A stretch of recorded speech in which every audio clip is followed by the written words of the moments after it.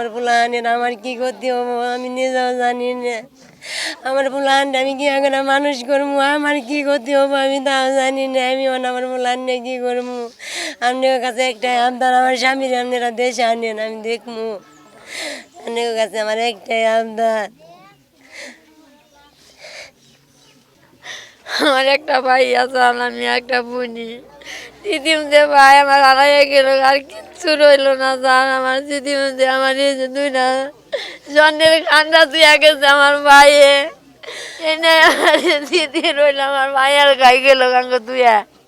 এনার কি ক্ষতি হবে স্যার? এনার ক্ষতির কোনো ব্যবস্থা আমি দেই না। আমার বৃদ্ধ বাপে এনারে কামাই করে খিলাবার পারবো না। এখন কিছু করার সমর্থ যদি ইয়ে থাকে, কিছু করার সরকারের কাছে আমি আবদার করি, সরকার জানি কিছু কইরা দেয়। আর দুধা জানি লাস্ট টাইম আমার ভাইয়ের দিরা প্লান্টে জানি দেখতে পারে তার বাবার মুখটা একটু। দুধ আনার জানি সরকারে জানি কাজটা জানি সুদ করে ভাইয়ের প্লান্ট জানি তার বাবার মুখটা একটু দেখতে পারে। কত ঈদ ঈদ আইতেছে, এমনি আমার ভাইয়ের দিরা প্লান বাপে টেহা দিত, বাপের সাথে কথা বলতো, সেই সব মারি হয়ে গেল গাছার। আর এই প্লান গুণের কোন আনন্দ আসা ভবিষ্যৎ কিচ্ছু রইল না। আনকেরা সেই দেখবো গোলা আমার বাবার ফুলাহানকেরা চাই দেখবো, আল্লাহ জানি চাই দেখে, আল্লাহ সরকার জানি চাই দেখে আমার বাবার ফুলাহানে রে। আর নয় গতি নাই, আল্লাহ গতি নাই আমার বাবা।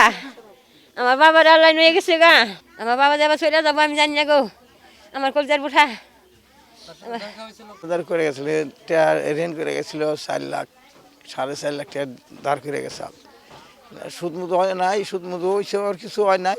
আর সয় সমিতি কিছু নাই, বেতন মতন পায় নাই। একটা ছিল কী কাম করে খাবো, ওই আমি নড়াচড়া করে দিয়ে এই যে যা চালাইছি তাই দিয়ে চলছি। যে আল্লাহ তার এইগুলো আর কি আর তো করবার শক্তি নেই আমার। চালান করে ছেড়ে দেওয়া হারে নাকি, হ্যাঁ চালান মানে ছেড়ে দেওয়ার নেই যে চলে খামো। আমারও তো নিজের বয়স নাই, হন নিজের বয়স হালকা হয়, কাম করা হারি না, জোরের কোনো কাম করা হারি না, বোঝা নিয়ে হারি না কোনো মুহি।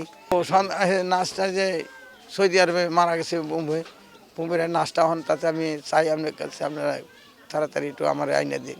এটা অত্যন্ত দুঃখের এবং কষ্টের বিষয় যে আমাদের একজন রেমিটেন্স যোদ্ধা, যে তার পরিবার এবং এই দেশের রেমিটেন্স বৃদ্ধি করার জন্য সে বিদেশ গেছিল সংসারের সুখ স্বাচ্ছন্দ্য আনয়ন করার জন্য।